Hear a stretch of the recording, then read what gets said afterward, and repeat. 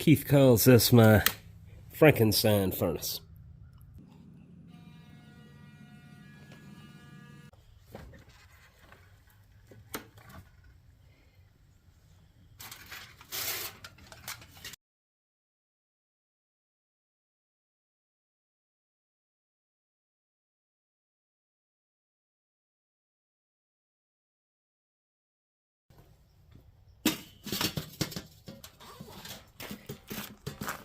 I was gonna wear my aluminized suit for the occasion, but they're already waiting on me.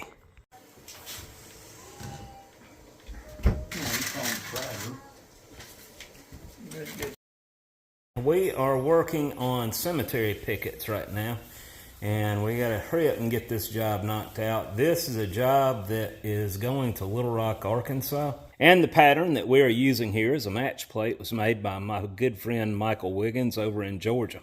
He is the son of a pattern maker, and he knows a lot about it himself. So on certain jobs like this, where a CNC router is required, I try to get Mike involved because I know what to expect when Mike makes patterns. This pattern originally was a 3-part component. The 2 ends would slide over a middle section. We decided to just go ahead and make it all one piece. As you can see, this particular job, I'm nesting them. We'll show you some of these after we've cast them.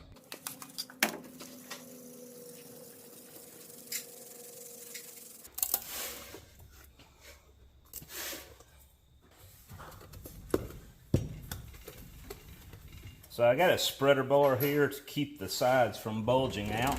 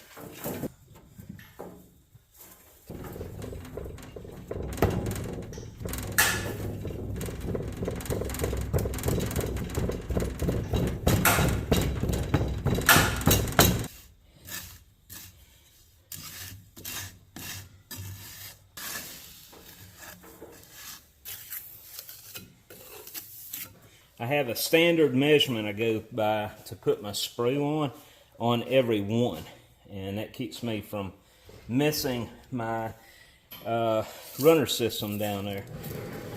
So this is always 12.5 this way and 2 1/4 this way.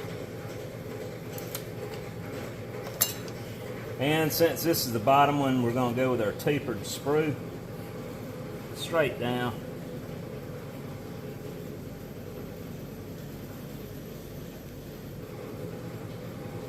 And I want to pack that really good right here. This is a sealing surface. And I'm also going to be building this up a little bit as I assemble a mold, and you'll see that shortly.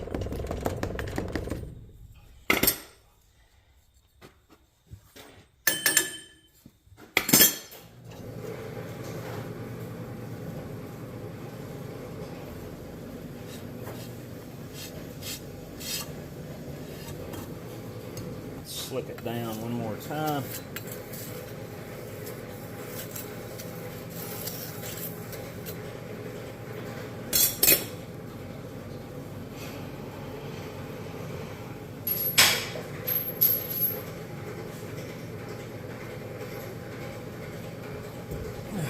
So I lost some of that. I'm not redoing this over that. That came out clean. That's the main part.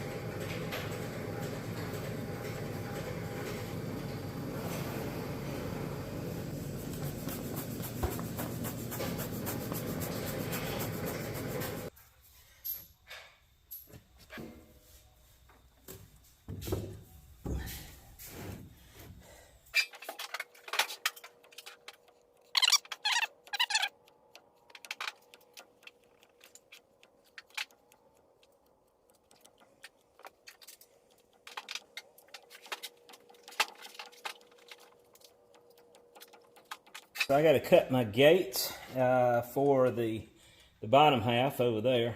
I'll do that now.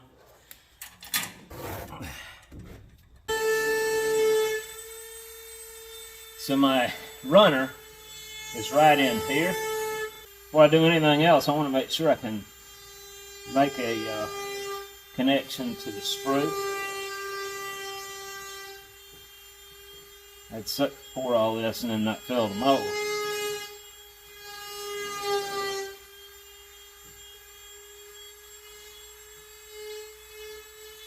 I'll gate it about right here and here.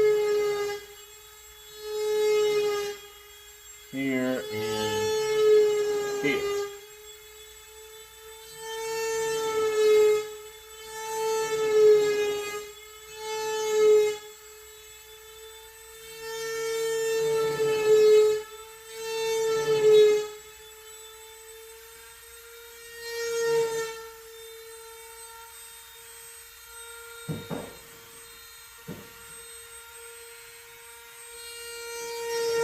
You know what? Let's bring this on back a little bit more.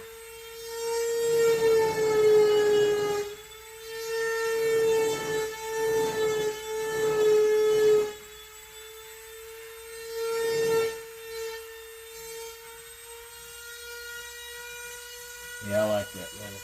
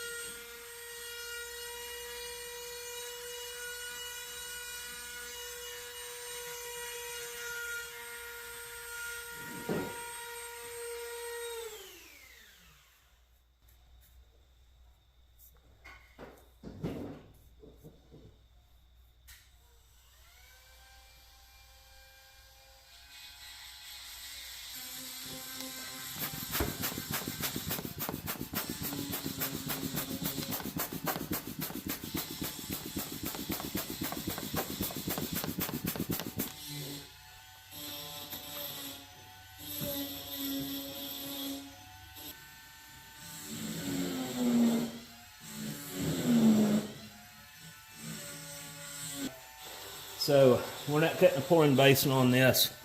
We're going to cut that on the top piece.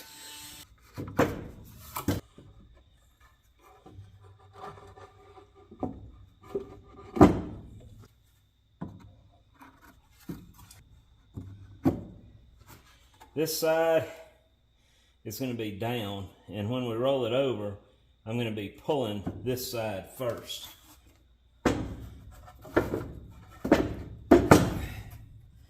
This side here has all the detail, and I want to keep it looking good. We're going to go ahead and put a runner in here. I'm giving it about an 1/8 of an inch from the actual casting. Before I flip this, I'm going to go ahead and put my sprue hole right here on those dimensions I was telling you about earlier. It's critical that I keep those dimensions all the same when I'm stacking these. That's called nesting. Speaking of nesting, I just heard Josie's chickens, and it's like, it's about 10 o'clock out here.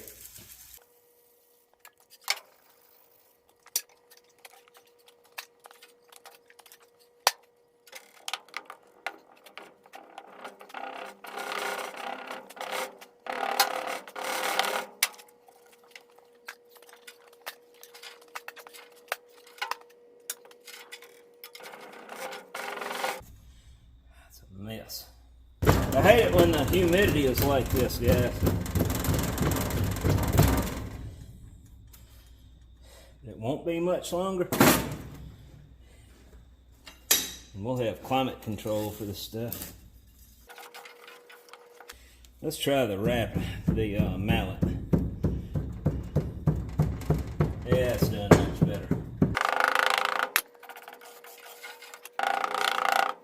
Yeah, not much better. we got to put a sprue on this one now.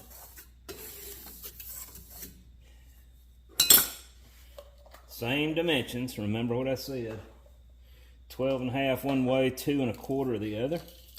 And we're gonna have this thing flipped when it's, right now we're looking at the bottom of it. So that means that on this side of it, as I look at the other mold, the position, if this was the top of the other one, it's right here. But on the bottom of this, it's gonna be right here. So we're gonna measure over 12.5 and 2 1/4 up.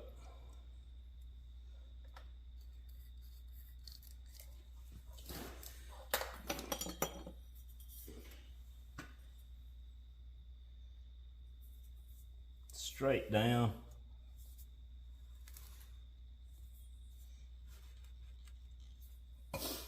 And we're gonna, this is the bottom, so we want to pack that sand. I want to reinforce this area right here. All right.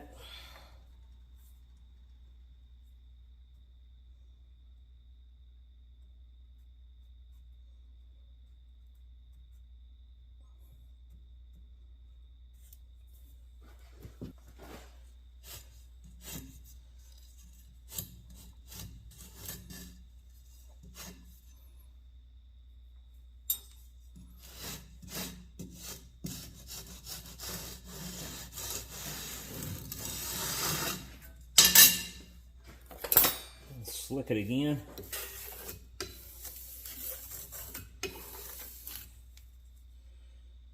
So that's super hard right here. That's the way I want it. All right, so now we're gonna flip it over because this is the drag we just ran. I don't want to handle this. I don't want to be flipping it with both sides full of sand. It makes no sense to do it like that when all I have to do is do half of it. Now on this one, the sprue is going to be right here, not over there. I was hoping to have these things shipped this week. It didn't work out because of a family hayride we do every year. It's a pretty big deal, and it takes a lot of preparation. So I've been spending some of that doing work, trying to get everything ready tomorrow, and Josie's been helping a lot too. So tomorrow I'm gonna get the tractor, take the disc off of it, hook it to the hay wagon, drag it out of the chicken house, and see if we have to replace any tires this time.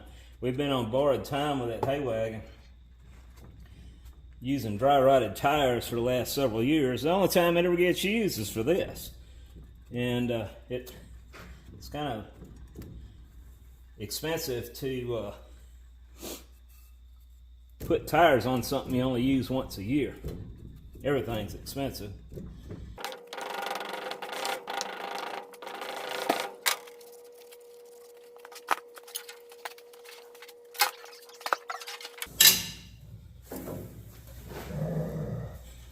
Who is that? That's Jake rolling a dollar for looking at his face. Jake said, I got the bet. Leave me alone. I'm going to bed.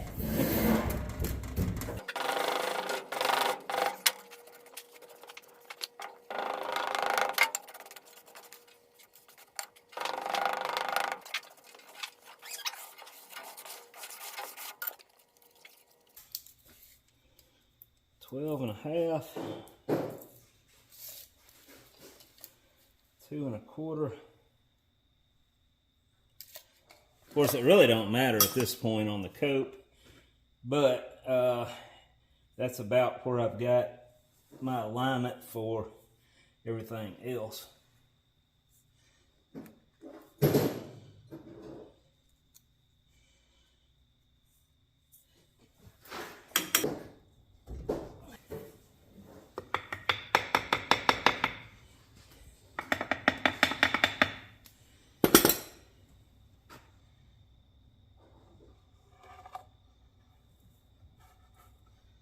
Excellent. I'm concentrating on filling the bottom one first, and then as it fills that, it rises up and spills over into the bottom of this runner, fills it, and then it spills over and fills the rest of this.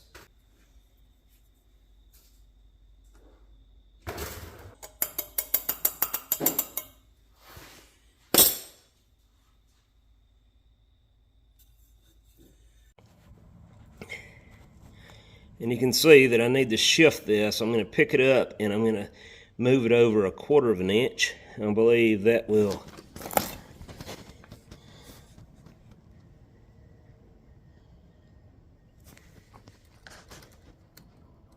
help. I need to move it a little more. And just a little more.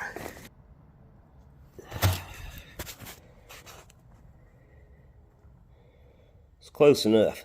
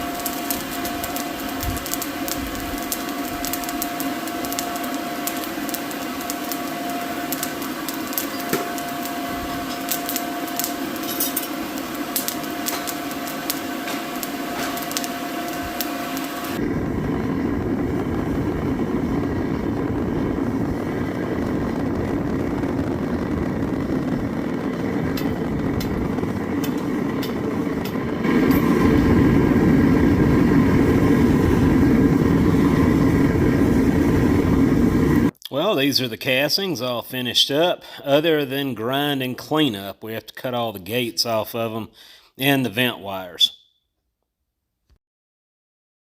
We just got new crucibles in, and this is something I never really cover with you guys. I got one out here. When we get these, the first thing we have to do is make sure they have this. Hear that ring? Now, if they don't have that effect of fine crystal, when you knock on it, you got a crack in them. You need to send them back. So, as I said, we just got these in, so it's a must that we go ahead and thoroughly check them all out, which I already did. I already pulled all these out. So you want to catch any defective crucibles as soon as possible in order to get credited for them. These were inspected by good old BL. What amazes me is they didn't have anything other than 2 layers of cardboard between the outside of these. I have seen them come in bigger boxes, and I'm really surprised not one of these got hit sideways on the box. Let's put this thing back in and put them up and get back to work. I just wanted to get one last picture of these in their vertical position before we crate these up and ship them off. They have already been ground and cleaned up and headed to Little Rock, Arkansas. Now, if the customer supplies us a picture of the cemetery, once these are in place and painted, I'll be glad to share that with you at a later date.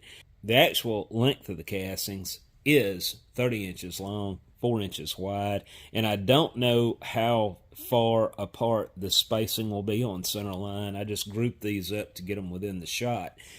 But my guess is there's probably some other ornate pieces that go in between them to kind of spread it out. I don't know. But anyway, guys, I just wanted to show you some of the things that we do here at Windy Hill Foundry. Well, what did you think of my Thanksgiving turkey, guys? That was the third turkey, to be honest with you. The first one, we tried to do it in the diesel furnace. I couldn't dial the heat down enough. Needless to say, that turkey vaporized. Second turkey, we decided by then, since we couldn't dial the furnace down enough to cook a turkey in it, and this diesel smoke probably wasn't going to taste good anyway, we decided to put it in our kiln. Very carefully, I might add. What I did out there was very dangerous. If I get attacked by safety Nazis on this video, it was probably going to be from the way we did that. But keep in mind, we unplugged everything before we even touched the kiln to open it up. It was totally unplugged. But the second turkey, I forgot to switch it over to manual. It was on automatic and went into stress relief. So yeah, we stress relieved the turkey. Again, vaporize it. Third turkey was a charm. It was the best tasting turkey, according to everybody in my family, they've ever had, until they found out I made it out here in the shop. If you ever decide to try that with a turkey in a kiln, always make darn sure you unplug that thing before you ever load it in there, and make sure you're not touching any of the elements with the pan handles. Do not open that lid with it plugged in. Just if in the event it were to short out on something, you don't want to be touching any of that. So put the turkey in, then plug everything in, cut it on, set your temp, back away from it.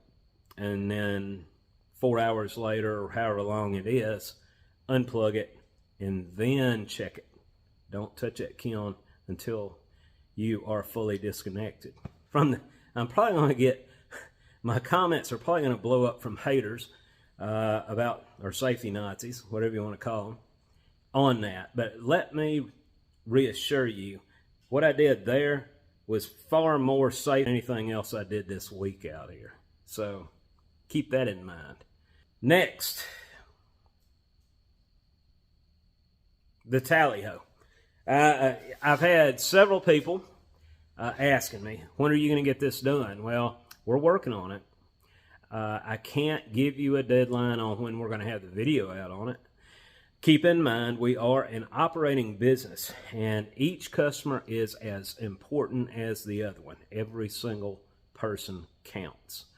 And I had someone make a statement not too long ago. kind of sarcastically, but he meant, I know what he meant. He made the statement, he was wondering why his project was taking so long. If only he had a YouTube channel, I would have been done with it by now. And guys, I try to be as fair as I can with everybody. The Tally-Ho project, I want to get that done. Trust me, that pattern and core box are taking up a lot of room. I do want to get it out, but at the same time, I have to make sure we get jobs like what you just saw here, the cemetery pickets. Those were 2 months past due. We finally got that out the door. I still got 3 other jobs that are months behind schedule that we're trying to hurry up and knock out. So my power company, they require to be paid every month. So I have to be required to make money each month to pay that. I got to keep money coming through here. Thirdly, a Patreon account. I swore up and down I'd never get one, and now I'm looking at all the time we're losing on man hours just to make these videos for you guys. And we're going to have to supplement it. There are several of you guys that have told me in the past if I had a Patreon account, they'd love to deposit money into it. And, you know, I used to think, well, I'm a business. I don't need to be taking handouts. And that's kind of the way I felt about it. But honestly, as much time as I spend making YouTube videos for you guys, I've got to start doing it. Now, don't take it the wrong way. I'm not going to be making a separate set of videos for the guys that are paying opposed to the guys that aren't. It's all optional. If you want to pay, I would appreciate it. But if you don't, that's fine too. I'm not going to hold a grudge against you, I promise. Yeah, when I think about all the extra time if I put that camera down and I focus more on our work, I would be making a whole lot more than what YouTube pays me. I can tell you that. But with that said, I am going to start a Patreon account. We work too hard out here trying to pull stuff off. We're steadily trying to keep stuff turning around, cycling through, and at the same time, fit a video in almost every week. It doesn't always work out that way. It gets tight around here sometimes, and any little extra change here and there, I'm not turning it down now. I'm not. Well, I think I've said enough. Do not try to do the turkey plugged in on a kiln. I can't watch Ave with my wife around. I have to be careful there.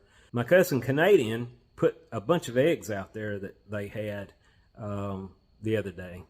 And I was going to try to match that and show you what my wife harvested from our chickens yesterday, but I didn't get video of it. I'll try to update you on that next week, but yeah, we're getting quite a few eggs ourselves. It pays off to have chickens, guys. Did I tell y'all I don't eat chicken? I will eat a fried egg, as long as it's scrambled and I don't have to cook the thing. I can eat it. The next video is probably going to be Jimmy DeResta's counterweight. I think we're going to have that poured tomorrow. All right, guys. Well, so long, and see you next week.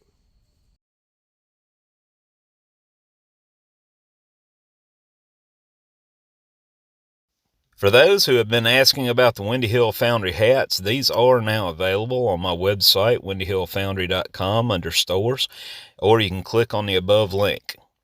These are on the pricey side, but keep in mind the shipping is included. Have a good day.